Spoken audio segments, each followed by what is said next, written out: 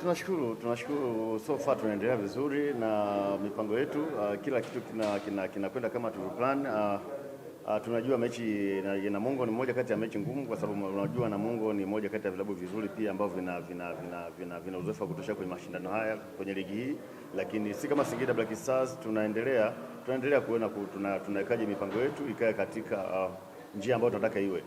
Tumecheza mechi iliyopita, tumeweza kupata matokeo, lakini tunachotakiwa kufanya kama technical ni kuweza kuendelea kuitoa hii mechi kwenye vichwa vya wachezaji, kwamba mechi iliyopita imepita, kwa hiyo hakuna muda wa kuweza kuinua makwapa juu kuona kwamba tumefanikiwa.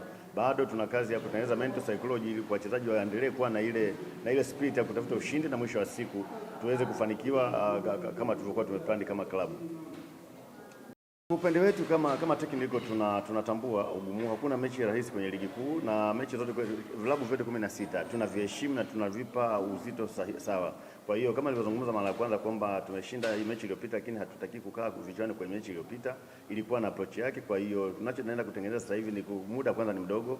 Mechi ni mechi, unafanya recovery, unakwenda kutengeneza approach nyingine. Ukiangalia tumecheza mechi juzi tu, tumepumzika jana, tumefanya recovery, leo tunaenda kutengeneza hiyo problem solving na kuendelea kutengeneza approach ya mechi inayokuja. Kwa hiyo tunaenda kutengeneza approach nyingine kwenda kuendelea na Namungo kama ilivyo, na wachezaji wazuri unavyoona kuanzia kwenye defensive vinavyocheza katikati ya kiwanja ambako tunajua wanavyoenda kucheza, mtu kama Jacob Masawe, Geoffrey Ndanze pale katikati kwa kina Kiswanya, tunaona timu yao inavyocheza. Kwa hiyo inatupa na sisi homework na maswali mengi ya kujiuliza kwenda kwenye kiwanja cha mazoezi na kwenda kutengeneza approach ambayo itaendana na mpira wao, na mwisho wa siku twende kwa beat. Imani yetu ni kwamba lazima tufanye vizuri, tuko nyumbani na malengo yako hivyo.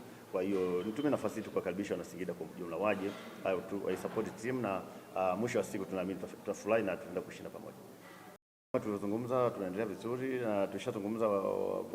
Kaseke alikuwa anajisikia vizuri vibaya, hatukuweza kummoderate kwenye mechi iliyopita, lakini so far anaendelea vizuri. Tutajaribu kuona mpaka session ya mwisho leo itakavyokuwa, lakini maarufu bado tutaendelea kumkosa, yuko chumba cha daktari na Ayubu Ruben Rianga.